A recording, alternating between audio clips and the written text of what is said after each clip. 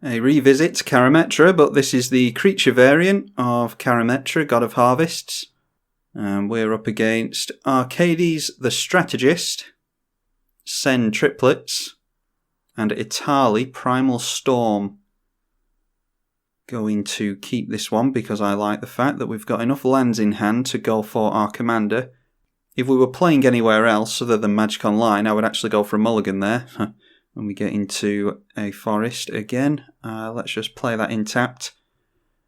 Yeah, we actually want to get into mana dorks as soon as possible so that we can ramp into our commander. This is a very, very heavy creature build. Everyone just decided to get into lands first of all, so let's go for our forests. We do want to hold on to plains as long as we can because we have Emeria, the angel creature that brings things back from the graveyard if you play a plains. And there's Emeria the Sky Ruin, the land that does the same thing. Actually, speaking of which, the land needs to see 7 planes in play, doesn't it? So it might actually be worth getting these planes into play sooner rather than later, until we get up to 7 at least anyway. Yeah, forgot about that. First time playing the deck, so you'll have to forgive me for any obvious mistakes. Alright, well we're getting into our creatures at least. Let's actually do something here. Our opponent's got any mana that an opponent controls, so they've got white, potentially blue from that. They've got black here. Yeah, I think we just go for the Harmonic Sliver. And we'll go after that Fellwar Stone. We've got a lot of spot removal in the deck. Spot removal for enchantments and artifacts anyway, not really for creatures. Like I said, we don't actually have Swords to Plowshares and Path to Exile, things like that in the deck. Etali going for Grinning Ignis. For red, you can bounce it back to your hand, and you'll get 3 mana. Oh, and then a Soul Ring, so I think our opponent might have sprung their commander on us there. Apparently getting down the Harmonic Sliver too soon, but we've got a lot of things like Reclamation Sage and stuff like that. So we'll be able to get rid of these no problem. I would have thought here is another answer to stuff that's coming down.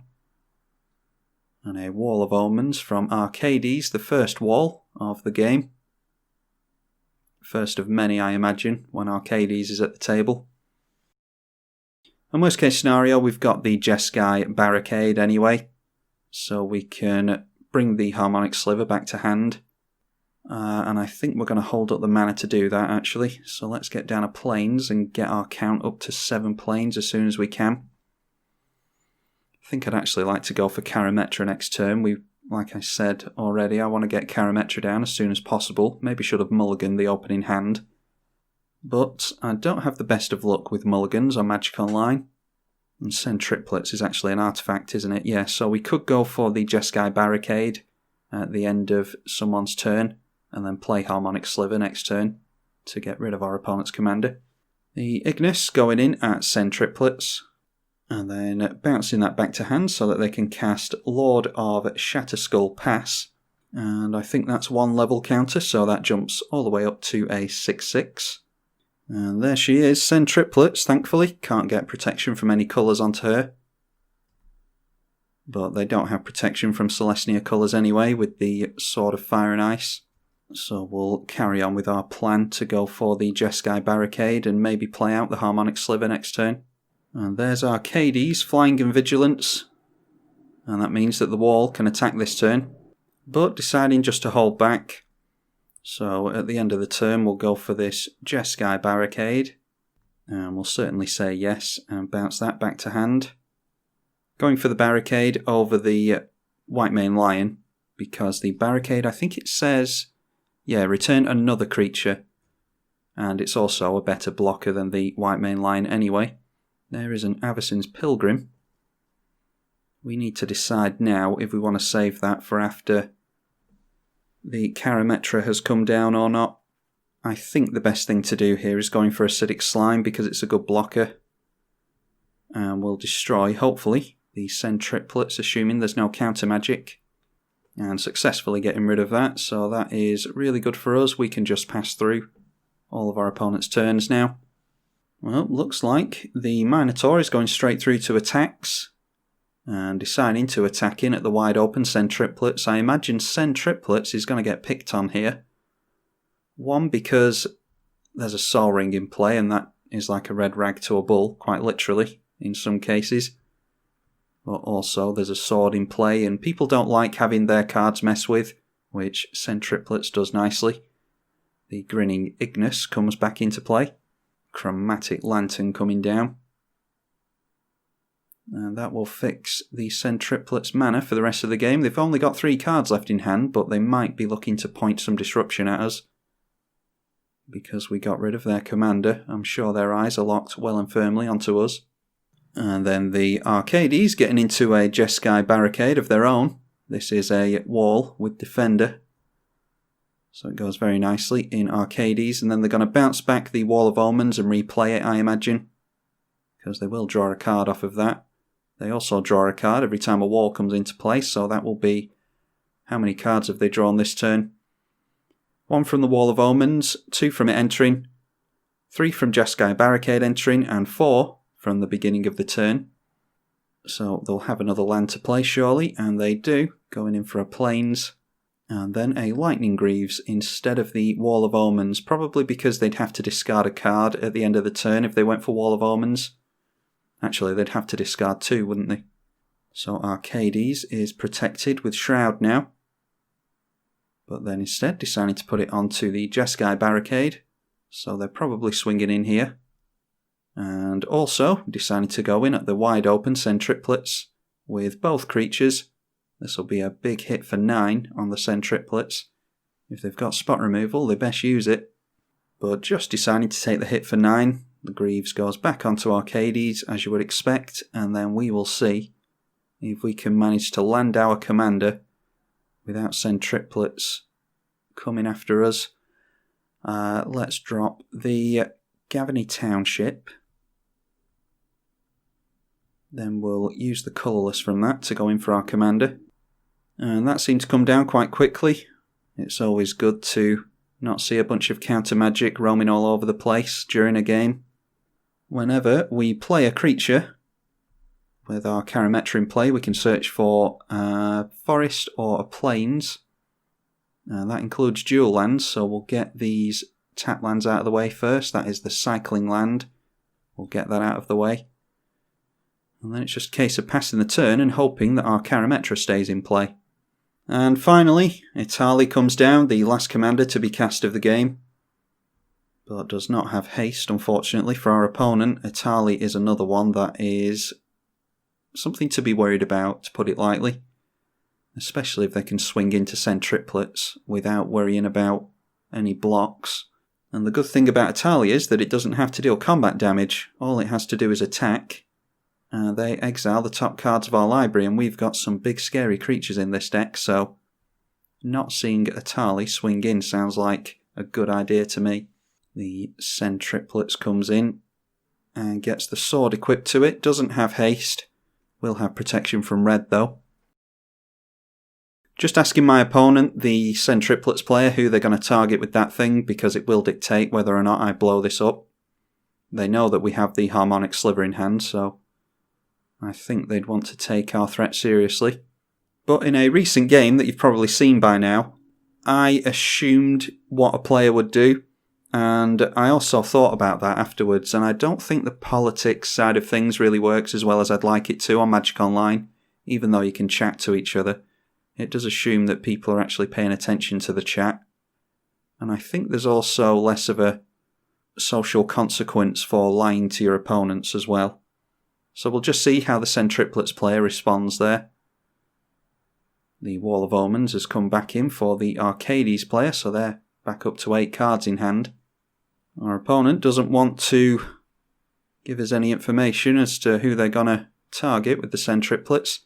Arcades is looking very good at the moment. They're building a very good board state, and they're keeping 7 cards in hand as well, so I'd rather not target them too heavily, but I will if I have to. So we can go Harmonic Sliver, and then we could White Mane Lion, get back the Harmonic Sliver and play it again. The thing you're supposed to do in this deck with Harmonic Sliver, with the White Mane Lion, is play it and bounce it several times and get lots of lands out of your library, but there's some issues going on here. Okay, I'm just going to assume that the Sen Triplets player is not going to take our spells away from us. It's a big assumption, but we'll see what comes of it. We'll throw out another dual land. Actually should have gone for the shock land there, I think, but not to worry, we can grab that easily enough. Let's definitely get rid of the Panharmonicon. Our opponent will draw a lot of cards with a Panharmonicon in play. Play the Forest. And then let's just hold up White Mane Lion. We can go for 1, 2, and 3 White Mane Lions. So we can bounce it twice, and then the third time bounce the Harmonic Sliver or whatever we want back to hand. Okay, so let's go in for... I think we just keep pressure on the Sen Triplets player. If Sen Triplets is getting bullied out of the game...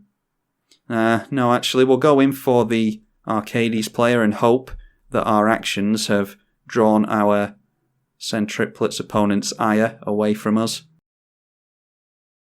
Really don't want my opponent playing things like Green Warden of Marassa and things like that, taking cards off us. The Arcades player just decided to take the hit from Karametra. They can only take a direct hit 3 more times before they go down to commander damage. But commander damage isn't really the aim with this deck. We just want to outvalue our opponents, outramp them, get big spells on the go, and things like Lurking Predators to cheat creatures out.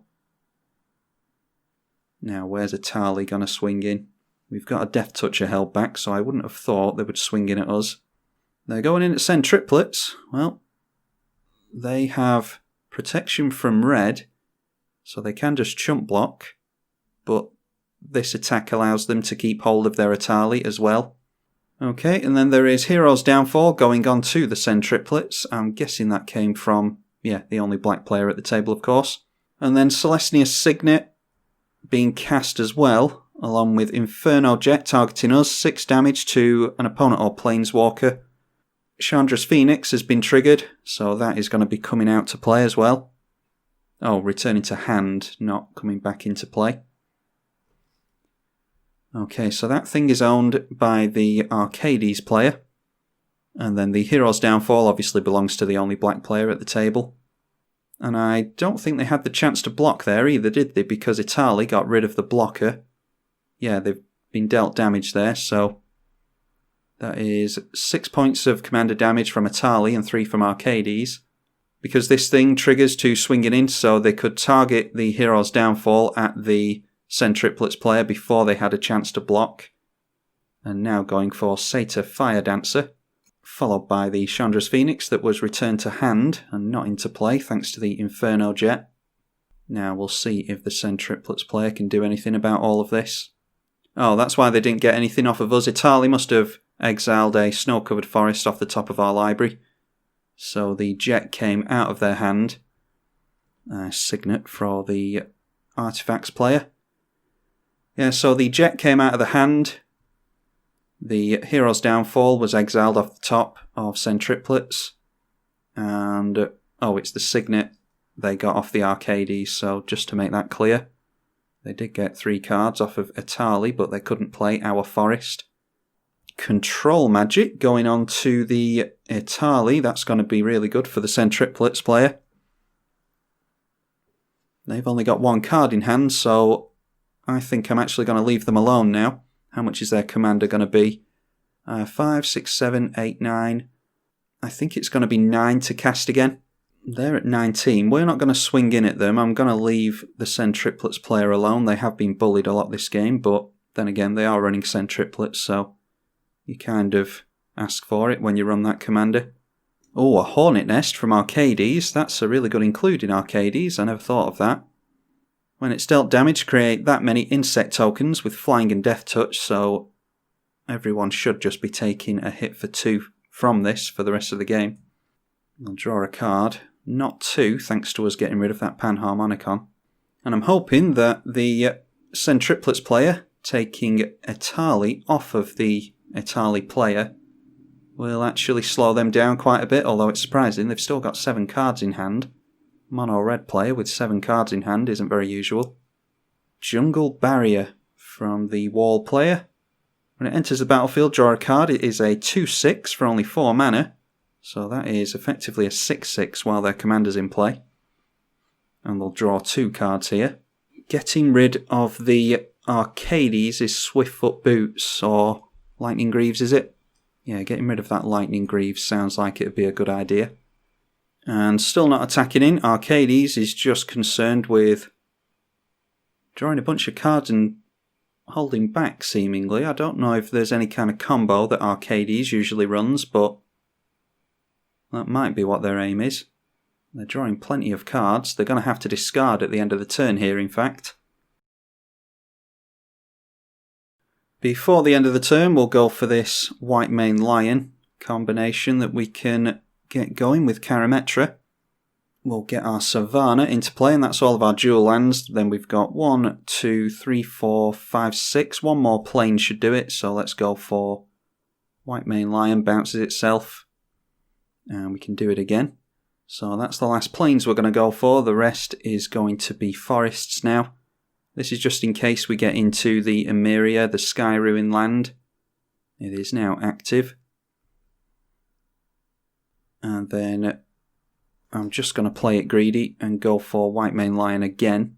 Don't typically want to do that because you want the choice of bouncing something back to your hand in response to any spot removal. But just going to go for it here. An Eerie Interlude being discarded by the Arcades player, so yeah, they're not going to do too well to a board wipe. We have to get down Tyler's Tracker here, don't we?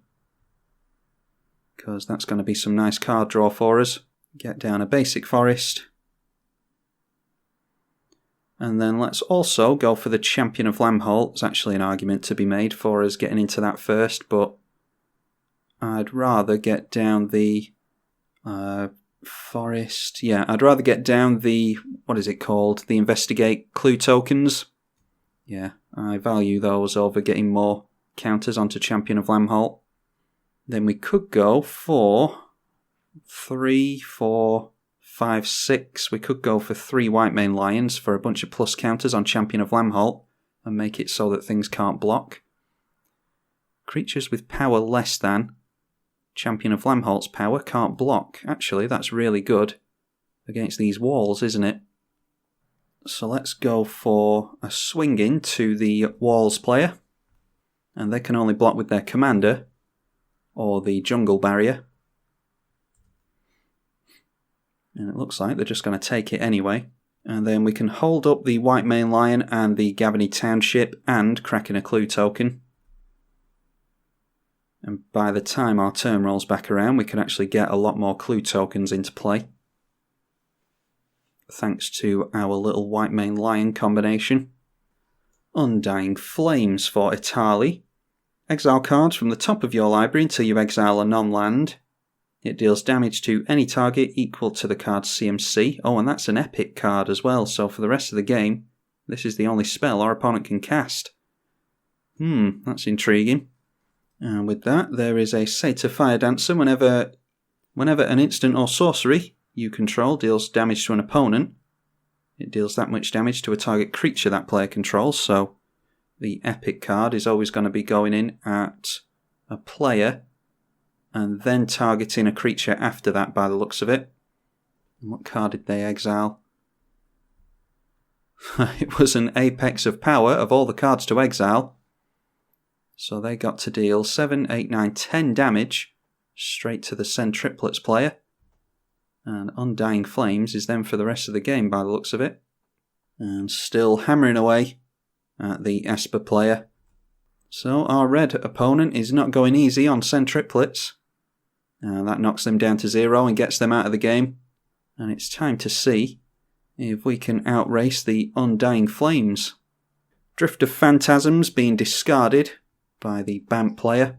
That is a transmute cost. so they can search for something with 3 CMC.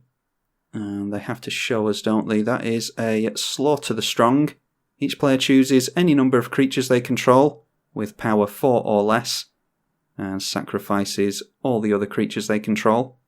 Then they go in for a Wood Elves, followed by the Slaughter the Strong. So each player chooses any number of creatures they control with total power 4 or less and sacrifices all the other creatures they control. This is going to get rid of our Karametra, basically, isn't it? And we'll have to be careful how many times we cast the White Mane Lion as well, because we don't want Champion of Lamholt getting so big that we have to get rid of it.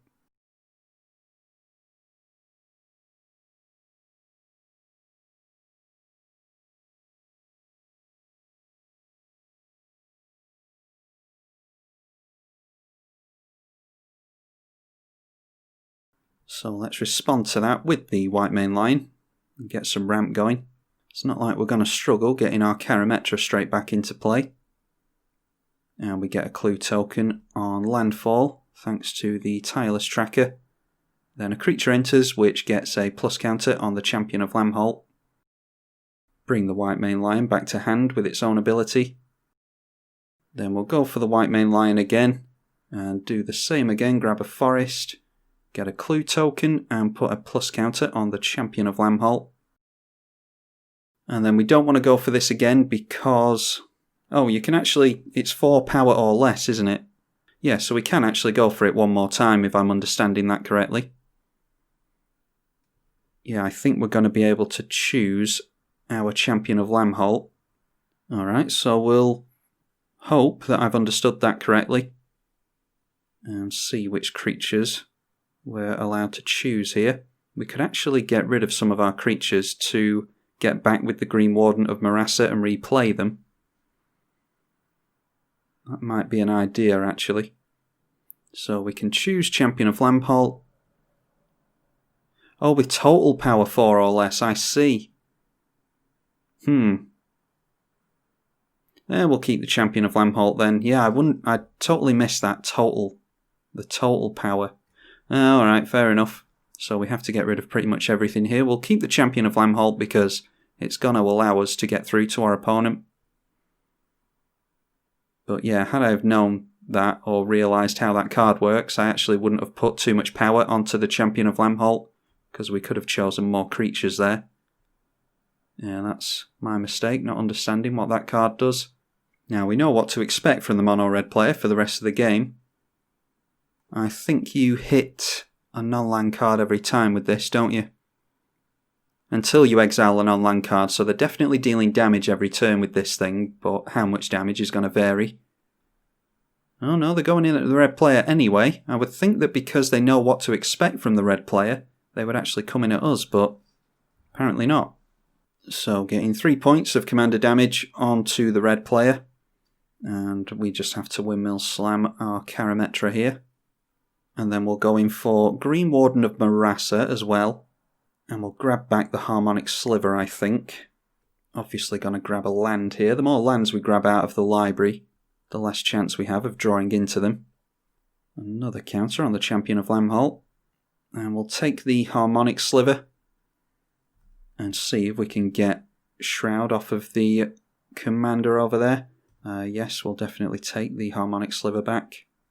And then cast the Harmonic Sliver, get yet another land. It might actually be worth putting the... I've used it in a few decks. What's that 1 mana artifact that untaps lands when they come into play tapped? Might be worth including that. We'll get rid of the Lightning Greaves, like I said. And now the Arcades player is wide open to burn from the red player, so hopefully the red player will target the Arcades, because Arcades is going in at the red player, so psychologically you would think that the Etali player would want to get rid of the wall player first, but we'll see. Undying Flame goes on the stack, and they get an Oracle of Bones, which is 4 damage, so that's not necessarily gonna go on anything that the Arcades player is doing. No, they are targeting it anyway. Going after 4 damage onto Arcades. Oh, an Arcades scoops to that. That's... Well, obviously they weren't confident in getting past the red player. Maybe they felt as though they were being ganged up on.